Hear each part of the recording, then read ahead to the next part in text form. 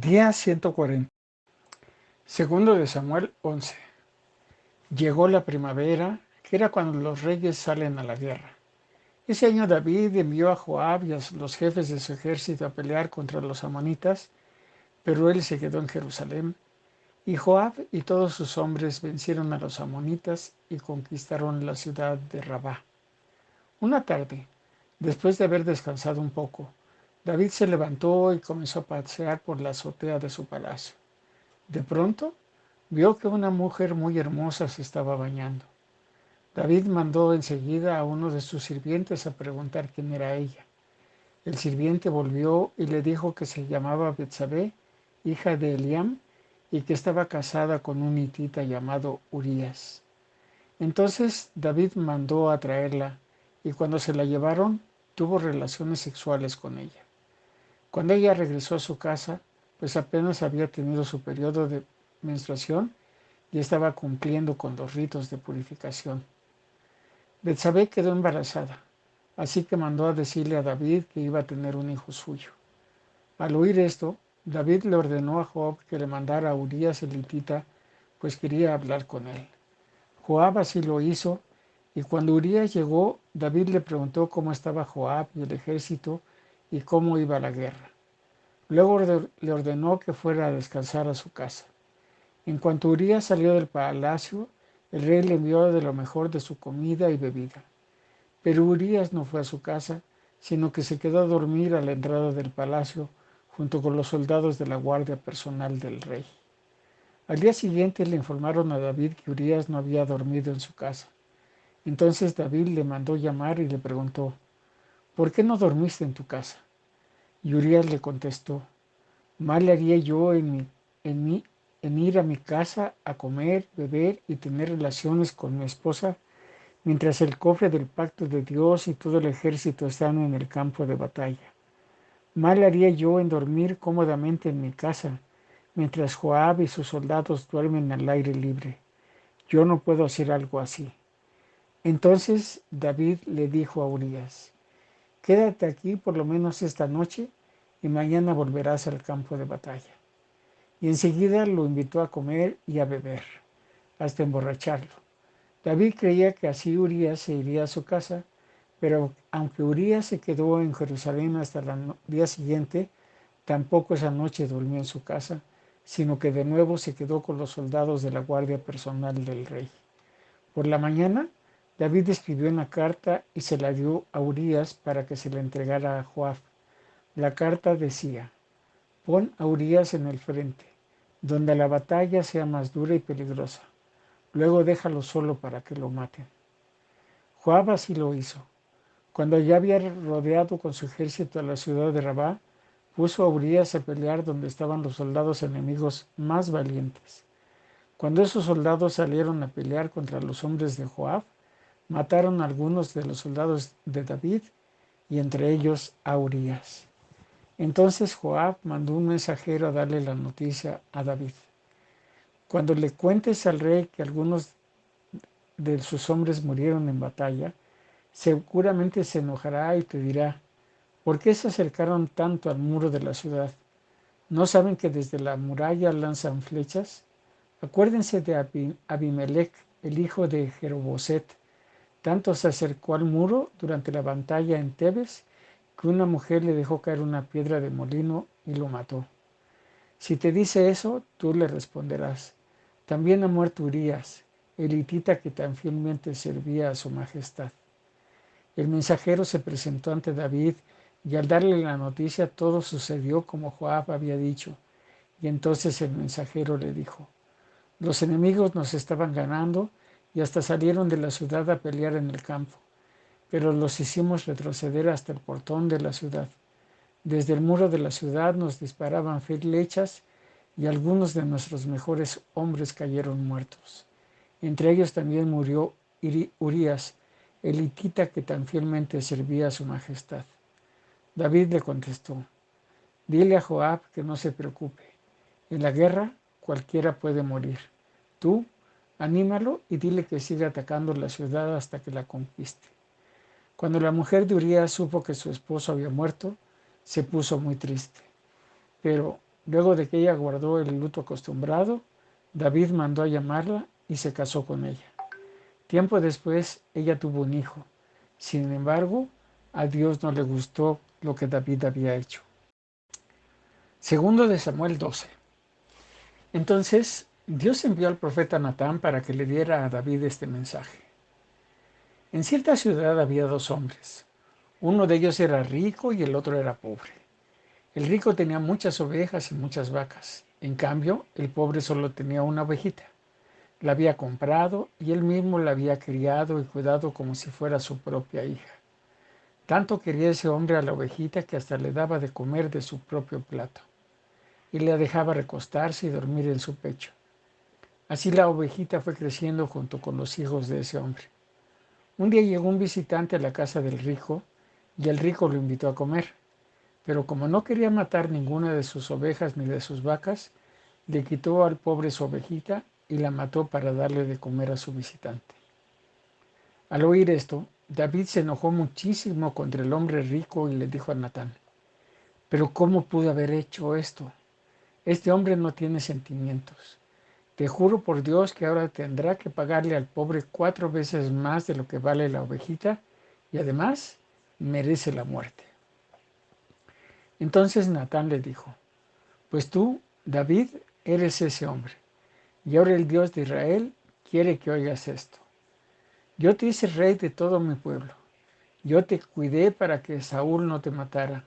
Hasta te di su palacio y sus mujeres, y aún te habría dado mucho más, si tú así lo hubieras querido. ¿Por qué te burlaste de mí, que soy tu Dios? ¿Por qué hiciste lo que yo prohíbo?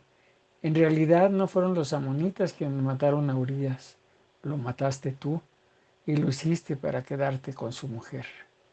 Pero ahora, por haberte burlado de mí, por haberle quitado a Urías su mujer, siempre habrá en tu familia muertes violentas. Tus propios hijos te harán sufrir mucho.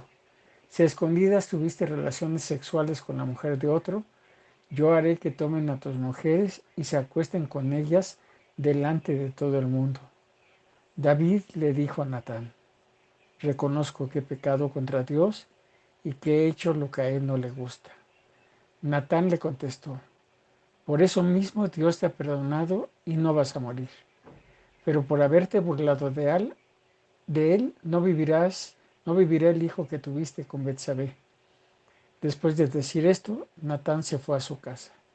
En efecto, Dios hizo que el niño se enfermara gravemente.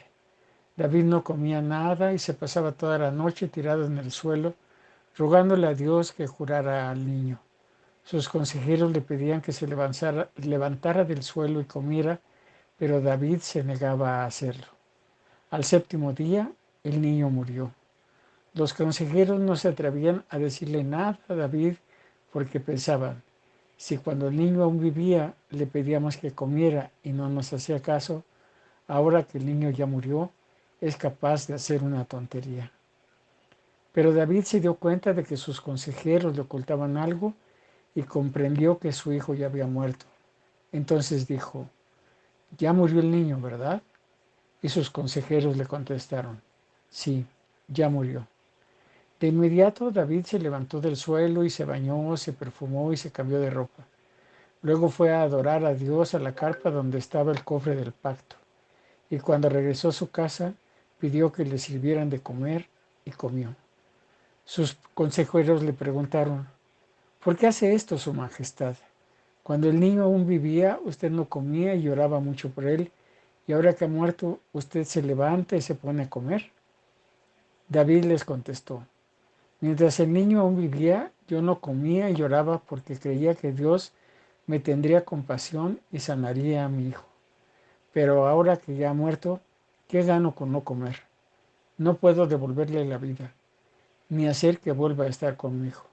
Más bien, algún día yo moriré e iré a reunirme con él».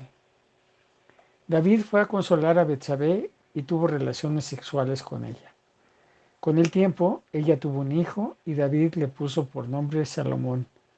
Fue tanto el amor de Dios por el niño que envió al profeta Natán para que le dijera: «En mi honor, este niño se llamará Jedidías, que significa amado de Dios. Mientras tanto, Joab había seguido atacando la ciudad de Rabá, pues allí vivía el rey de los amonitas. Cuando ya estaba por conquistarla, mandó a decirle a David: después de muchos días de atacar a Rabá, no he permitido que sus habitantes tengan paso a los depósitos de agua. Ya estamos por entrar en la ciudad, así que reúna su majestad a todo su ejército y venga a tomar la ciudad. De lo contrario, yo tendría que tomarla y le pondría mi nombre. Entonces David reunió a todo su ejército y atacó y conquistó la ciudad de Rabá. David le quitó al rey la corona, la cual era de oro. Pesaba 33 kilos y tenía una piedra preciosa. David le quitó a la corona esa piedra preciosa y la puso en su propia corona, y se llevó además gran parte de las riquezas de la ciudad. A la gente que vivía en la ciudad la sacó de allí y la condenó a trabajos forzados. La obligó a usar sierras, picos y hachas de hierro. También la obligó a hacer ladrillos, como lo había hecho con todas las ciudades amonitas que habían conquistado. Después de eso, David y su ejército regresaron a Jerusalén. Salmos 136. Alabemos a Dios porque Él es bueno. Dios nunca deja de amarnos. Alabemos al Dios de dioses. Dios nunca deja de amarnos. Alabemos al Señor de señores. Dios nunca deja de amarnos. Solo Dios hace grandes maravillas. Dios nunca deja de amarnos. Dios hizo los cielos con sabiduría. Dios nunca deja de amarnos. Extendió la tierra sobre el agua. Dios nunca deja de amarnos. Hizo los astros luminosos. Dios nunca deja de amarnos. Hizo el sol para alumbrar el día. Dios nunca deja de amarnos. Hizo la luna y las estrellas para alumbrar la noche. Dios nunca deja de amarnos. En Egipto hirió de muerte al hijo mayor de cada familia. Dios nunca deja de amarnos.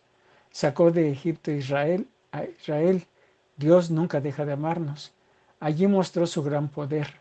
Dios nunca deja de amarnos. Partió en dos el mar de los juncos. Dios nunca deja de amarnos. Hizo que Israel cruzara el mar. Dios nunca deja de amarnos. Hundió en el mar al faraón y a su ejército. Dios nunca deja de amarnos. Guió a Israel por el desierto. Dios nunca deja de amarnos. Derrotó a reyes poderosos. Dios nunca deja de amarnos. Quitó la vida a reyes famosos. Dios nunca deja de amarnos. Hirió a Sión, el rey amorreo. Dios nunca deja de amarnos. Hirió a Og, el rey de Basán. Dios nunca deja de amarnos. Entregó a su pueblo las tierras de esos reyes. Dios nunca deja de amarnos. Esa fue la herencia de Israel. Dios nunca deja de amarnos. Dios no se olvidó de nosotros cuando nos vio derrotados. Dios nunca deja de amarnos. Nos libró de nuestros enemigos. Dios nunca deja de amarnos. Alimenta a toda su creación. Dios nunca deja de amarnos. Alabemos al Dios del cielo. Dios nunca deja de amarnos. Segunda carta a los Corintios, capítulo 6. Cuando alguno de ustedes tenga un problema serio con otro miembro de la iglesia, no debe pedirle a un juez de este mundo que lo solucione. Más bien debe pedírselo a un juez de la iglesia, porque en el juicio final el pueblo de Dios será el que juzgue al mundo. Y si ustedes van a juzgar al mundo, también pueden juzgar los problemas menos importantes. Si vamos a juzgar a los ángeles mismos, con mayor razón podemos juzgar los problemas de esta vida. ¿Por qué tratan de resolver esos problemas con jueces que no pertenecen a la iglesia? Les digo esto para que les dé vergüenza. Entre ustedes hay gente sabia que puede juzgar y solucionar los problemas. Pero ustedes no solo pelean el uno contra el otro, sino que hasta buscan jueces que no creen en Jesús para solucionar sus pleitos. En sus peleas, los únicos que salen perdiendo son ustedes mismos. Vale más ser maltratado y robado que robar y maltratar. Pero ustedes hacen lo contrario, se maltratan y se roban entre ustedes mismos. No se dejen engañar. Ustedes bien saben que los que hacen lo malo no participan en el reino de Dios. Me refiero a los que tienen relaciones sexuales prohibidas, a los que adoran a los ídolos, a los que son infieles en el matrimonio, a los afeminados, a los hombres que tienen relaciones sexuales con otros hombres, a los ladrones, a los que siempre quieren más de lo que tienen, a los borrachos, a los que hablan mal de los demás y a los tramposos. Ninguno de ellos participará del reino de Dios. Y algunos de ustedes eran así, pero Dios les perdonó sus pecados, los limpió y los hizo parte de su pueblo. Todo esto fue posible por el poder del Señor Jesucristo y del Espíritu de nuestro Dios. Algunos de ustedes dicen, soy libre de hacer lo que yo quiera. Claro que sí, pero no todo lo que uno quiere conviene. Por eso no permito que nada me domine.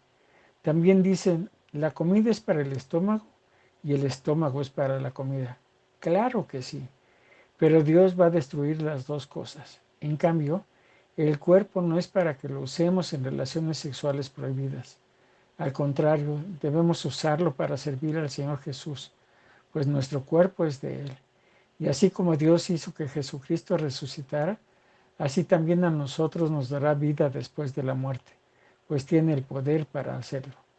Ustedes saben que cada uno de ustedes forma parte de la iglesia, que es el cuerpo de Cristo. No está bien que una parte de ese cuerpo, que es la iglesia de Cristo, se junte con una prostituta, pues al tener relaciones sexuales con ella, se hace un solo cuerpo con ella. Así lo dice la Biblia, los dos serán una sola persona. En cambio, quien se une al Señor Jesús, se hace un solo cuerpo espiritual con Él. No tengan relaciones sexuales prohibidas.